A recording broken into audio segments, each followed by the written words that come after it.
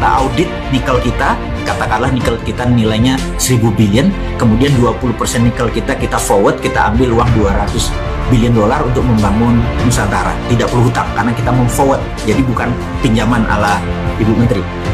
Ini beda karena ini kan negeri Sontoloyo ya, bukan negeri yang di seberang itu.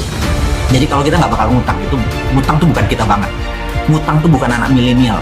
Anak milenial tuh cash gitu ya. Karena kita kaya, bener nggak? Ngapain ngutang? Sontoloyo ini jadi presiden. Contoh ini ya, jangan ngarepin, saya nggak akan pernah mau.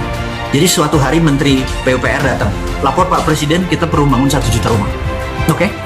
Terus Menteri BUMN, Anda perlu berapa? Perlu 100 triliun Pak. Oke, Menteri Keuangan, print 100 triliun, kasih Menteri BUMN, kemudian Menteri BUMN itu akan membagikan uang 100 triliun itu kepada pabrik, misalnya pabrik baja untuk besi, pabrik kusen kayu, pabrik paku, pabrik bata, dan semua tidak boleh ada unsur impor. Jadi semuanya lokal, dan begitu bangunan itu dibangun jadi tidak boleh ada bunga.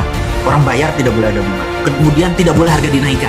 Jadi misalnya 1 meter persegi dari bangunan tersebut adalah 3 juta per meter, makanya 100 meter persegi ya 300 juta. Kemudian begitu masyarakat membeli, uang itu diambil, Menteri BUMN kasih ke Menteri Keuangan. Setiap uang masuk, bakar. Setiap uang masuk, bakar.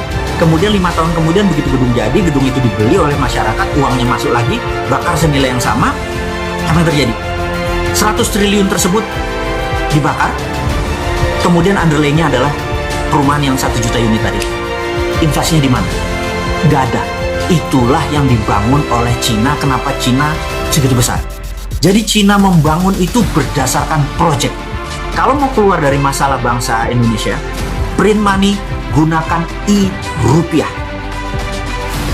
Base-nya apa? Kalau e-rupiah kan digital.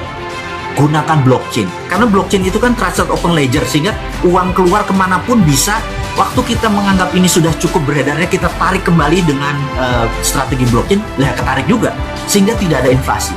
Inilah solusi untuk menolong bangsa ini untuk menjadi bangsa yang besar, melebihi Tiongkok, melebihi Amerika dalam waktu sekejap. Jadi hater dan buzzernya Bosman itu adalah kaki tangannya Amerika dan Tiongkok yang tidak pengen Indonesia berdaulat.